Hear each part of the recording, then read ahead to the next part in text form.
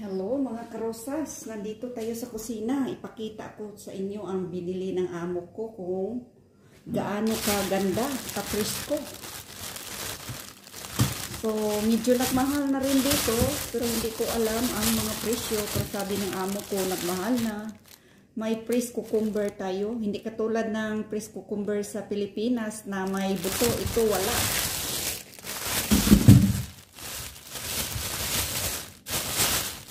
Green apple. Siyempre, ang paborito ko mga karosas na fresh orange natin. Ito, ang sarap-sarap. Matamis ito.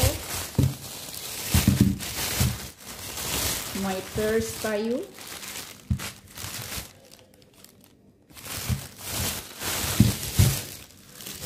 May American lemon. American lemon is, ang tawag nila dito is yellow lemon.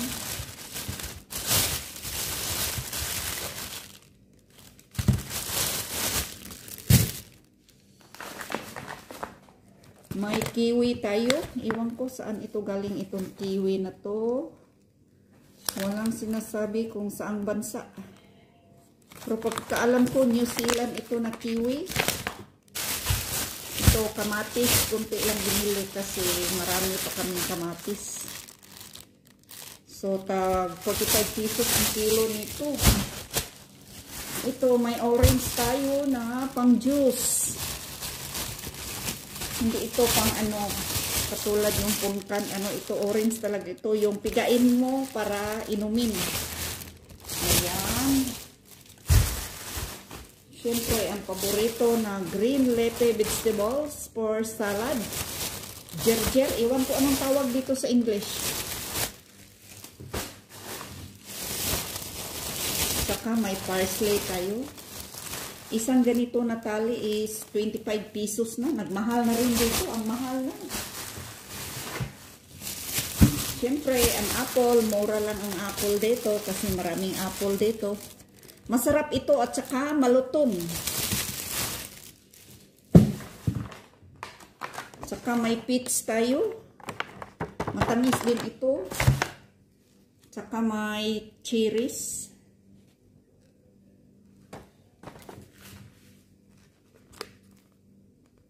May plum tayo mga karosas. So ito lang ang ipakita ko sa inyo ang haul natin ngayon. So, dito na tayo sa kabilang side. Maghiwa tayo ng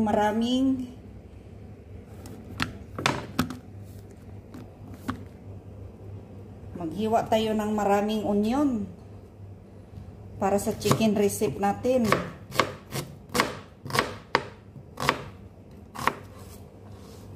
Ayan. So, kumusta na kayo mga kapwa ko OFW? Ingat kayo kasi sobrang init ngayon.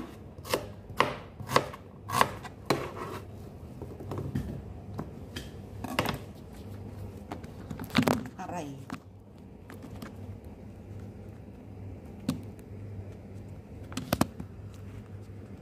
Ganyan pala dapat.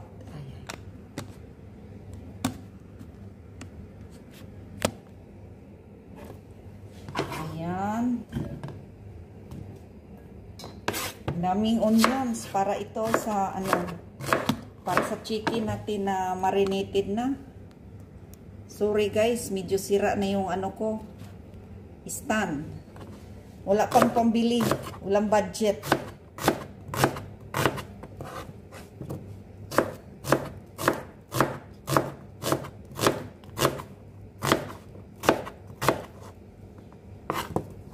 Grabing init.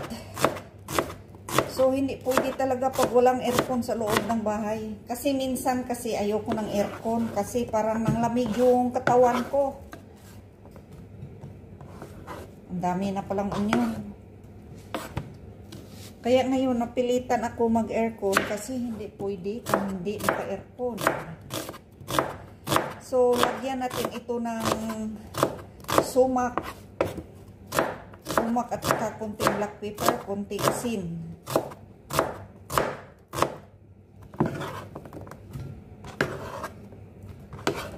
Ayan, sa nakita nyo, sobrang dami. So, ganito ang luto namin ngayon. Punong-puno sa onion. Ano ba itong stand ko? Wala na akong budget, guys. Bilhan nyo ako.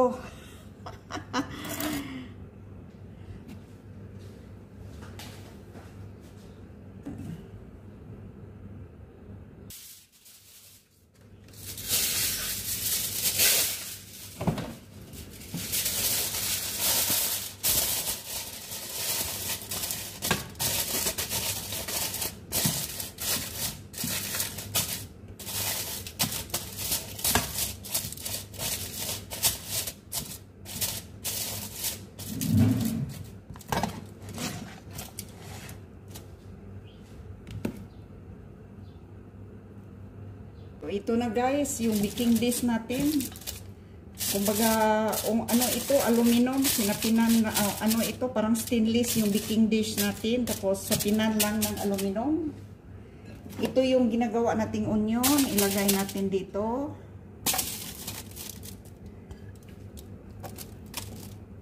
Masarap ito guys. Hindi naman ito talaga Arabic food. Pero may mga English yata siguro kumakain nito. Iwan ko. Pero para sa akin, napakasarap nito.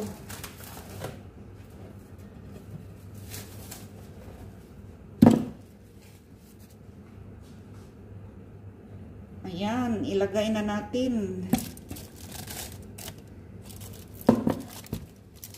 So, kailangan 1 hour ito sa refrigerator para talaga mag-absorb yung sauce niya. So, kailangan dagdagan nating asin. Maasim siya na ano, medyo nanamis-tamis. Sarap niya. At saka yung onion niya, maasim din. Dahilan sa sumak. Yung sumak kasi yung red powder, ano yun, is maasim.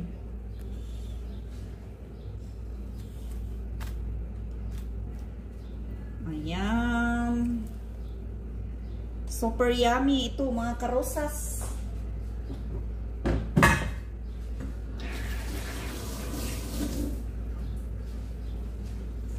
Ayan, sa nakita nyo, sobrang sarap talaga nito.